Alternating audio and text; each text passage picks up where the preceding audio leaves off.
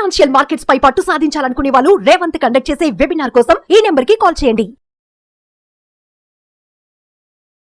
నమస్తే, welcome to Suman TV. నేను విష్ణు. ప్రస్తుతంతో పాటు certified financial planner Ram Prasad గారు ఉన్నారు. వారితో మాట్లాడదాం. సార్ నమస్తే. సార్ రామ్ ప్రసాద్ గారు. నమస్తే అండి విష్ణు గారు. సార్ రామ్ ప్రసాద్ గారు, మీలాంటి ఫైనాన్షియల్ ఎక్స్పర్ట్స్ అందరూ ఏం చెప్తుంటారంటే, మనకు వచ్చే సంపాదనలో ఎంతో కొంత పెట్టుబడి ఆ మిగిలిన దాన్ని మన ఖర్చులకి ఉపయోగించుకోవాలని మీలాంటి వాళ్ళు అందరూ చెప్తుంటారు కదా. మరి ఈ ఖర్చులు ఎందుకు విపరీతంగా పెరిగిపోతున్నాయి? మరి ఈ పెరిగే ఖర్చుల్ని ఏ విధంగా తగ్గించుకోవాలి అంటారు? దానికి ఏదైనా సులువైన మార్గాలు లేదంటే ఏదైనా ఉపాయాలు చెప్పగలరు? మనం చెప్పాము సార్, ఇప్పుడు ఖర్చులు తగ్గించుకోమని. మీరు ఎప్పుడు చెప్పలేదా? ఇప్పుడు ఖర్చులు తగ్గించుకోవడమే పనిగా పెట్టుకుంటే బియాండ్ పాయింట్ ఒక స్థాయి తర్వాత ఇంకా ఖర్చులు తగ్గించడానికి ఏం ఉండదు. అంటే ఖర్చులు తగ్గించడం అనేది అసలు సరైన మార్గం కానే కాదు కదా. కానీ దాని మీద కంటెంట్ చాలా ఉంటుంది అనుకోండి. ఖర్చులు తగ్గించుకోవడం ఎలా అంటే నచ్చుద్దేమో, కానీ ఖర్చులు ఎంత తగ్గించినా ఒక స్థాయికి కించి తగ్గిస్తే మనిషి బ్రతకలేడు కదా సార్. ఖర్చులు తగ్గించుకోవడం కన్నా ఆదాయాన్ని పెంచుకోవాలనే ఆలోచన రావడం గొప్ప విషయం. ఆదాయాన్ని పెంచుకోవాలి ఫస్ట్. ఆదాయం పెంచుకోవడం లిమిట్ లేదు కదా, అంతే. ఖర్చులు తగ్గించుకోవడం కానున్న ఐడియల్గా ఇంకెంతకంటే గొప్పగా తగ్గించుకోవచ్చు అని లేదు, కానీ ఆదాయాన్ని పెంచుకోవడానికి లిమిటే లేదు. మార్గాలు ఏదో ఉన్నాయి. కోటి విద్యలాగా కూటి ఏంటి, కోట్ల కోసం చేసుకోవచ్చు. కోట్ల కోసం చేసుకోవచ్చు. సో ఇప్పుడు ఎంతవరకు ఫోకస్డ్గా ఖర్చులు తగ్గిస్తాయి, ఎలా తగ్గిస్తాయి అంటే లైఫ్ స్టైల్ కాంప్రమైజ్ అవుతాడు, పిల్లల ఆలోచన విధానం తగ్గిపోతుంది. ఖర్చులు తగ్గించిన కొద్దీ నీ ఖర్చుల్ని సరళించడం బట్టి మీ పిల్లల ఆలోచన విధానం ఉంటుంది. ఇప్పుడు మనం ఒక కారు కష్టపడి ఒక కారు కొనుక్కుంటే మన పిల్లోడు వాడికి 8 ఏళ్ల వయసులో ఈ కారు చూసాక వాడు పెద్ద కారు ఏంటని ఆలోచిస్తాడు. అంటే వాడు ఆలోచన సెట్ చేస్తున్నాం మనం. నెక్స్ట్ లెవెల్ పెరుగుతుంటాం. నీ కారే లేకపోతే నువ్వు సైకిల్ మీద తిరిగితే వాడి డ్రీమ్ బైక్ అవుద్ది, నువ్వు బైక్ మీద తిరిగితే వాడి డ్రీమ్ కార్ అవుద్ది. నీ కారు ఉంటే వాడు పెద్ద కారు ఆలోచిస్తాడు. తండ్రి 10 లక్షల కార్లో తిరిగితే కొడుకు కనీసం 30 లక్షలకు 40 లక్షల కారు. ఆడికి వస్తే డ్రీమ్, మా నాన్నకి ఎట్లాగా నేను కారు కొనిస్తాను అలా అనుకుంటాడు. మంచి కారు, బెంచ్ కారు కొనిస్తాను. మా నాన్న చిన్నప్పటి నుంచి చిన్న కార్లో తిరుగుతున్నాడు, నేను లైఫ్ లో సెటిల్ అయినాక మా డాడీకి ఒక 40-50 లక్షల కారు కొనియాలని. సో ఖర్చులు తగ్గించుకోవడం ఎంతవరకు కరెక్ట్ కాదండి. సంపాదన పెంచుకోవడం కరెక్ట్. దాని గురించి టైం స్పెండ్ చేయాలి, స్కిల్ డెవలప్మెంట్ చేసుకోవాలి, కష్టపడాలి, జాబులు మారాలి, మనం అన్నట్టుగా ప్లేస్లు మారాలి. మన వాళ్ళు చాలా కన్సర్వేటివ్ ఉంటారు. నేను పూణే పోను అంటాడు, పూణే వెళ్ళను, ముంబై ట్రాన్స్ఫర్ అయితే వెళ్ళను, నేను ఎక్కడే ఉంటా అంటాడు. కానీ అసలు ముంబైలో పనిచేసిన చూడండి ఒకసారి. ద మోర్ యూ ట్రావెల్, నీ స్కిల్ సెట్ పెరుగుతుంది, నీ కమ్యూనికేషన్ పెరుగుతుంది, నీకు కొత్త విషయాలు అర్థమవుతాయి. So that you will become a leader, team manage చేయగలరు, నెట్వర్కింగ్ పెరుగుతుంది, నీకు ఎక్కువ వస్తుంది కదా. అందుకని లొకేషన్స్ మారాలి, అవసరమైతే సెక్టార్స్ మారాలి.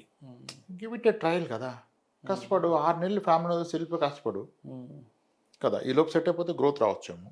ఇప్పుడు మన అబ్జర్వేషన్లో ఎవరైతే దేశాల మారిలో బాగా అనిపించారు, అట్లీస్ట్ రాష్ట్రాలు మారి 4-5 రాష్ట్రాల్లో పనిచేసినప్పుడు త్వరగా రీజనల్ హెడ్స్ అవుతాడు. వాడికి ఎక్స్పోజర్ ఉంది కదా, అన్ని లొకేషన్ చూసాడు కదా, ఇన్ని చేద్దాం అంటారు.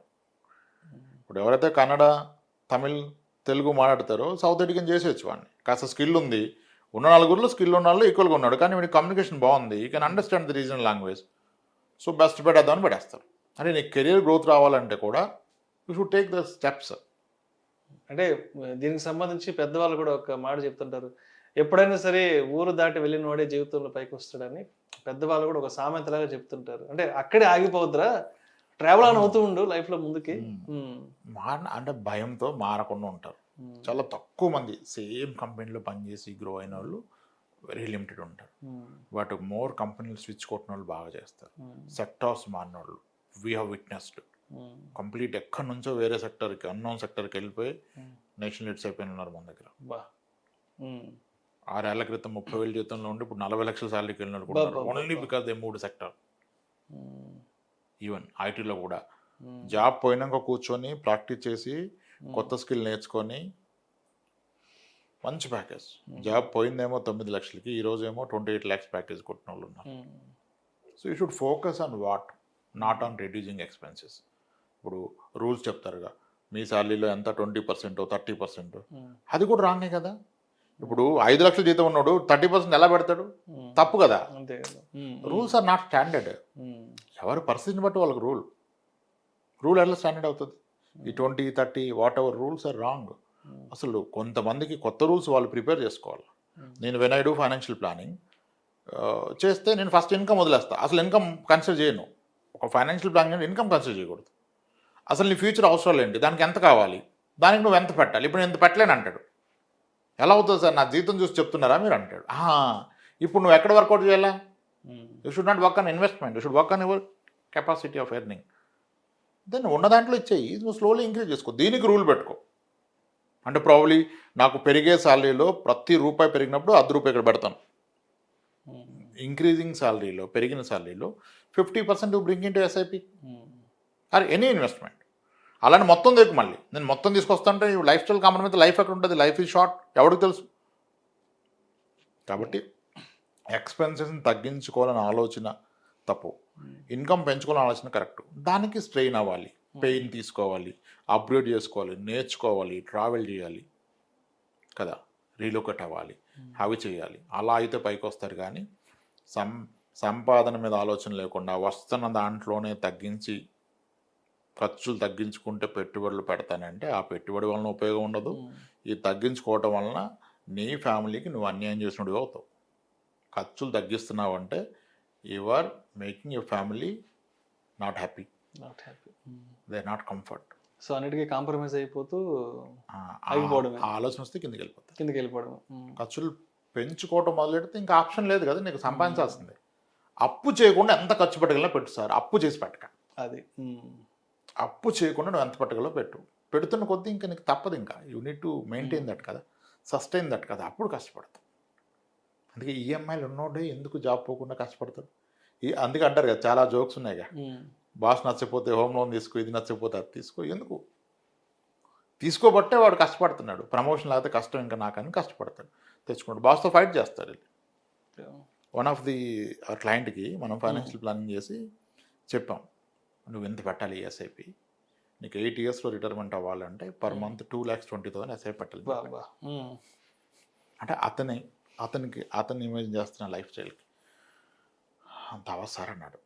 ఎంత అవుతుంది, ఎంత అవుతుంది, ఈస్ యువర్ కాల్, రైట్, నీ ఇష్టం, నేనేం చేయగలను.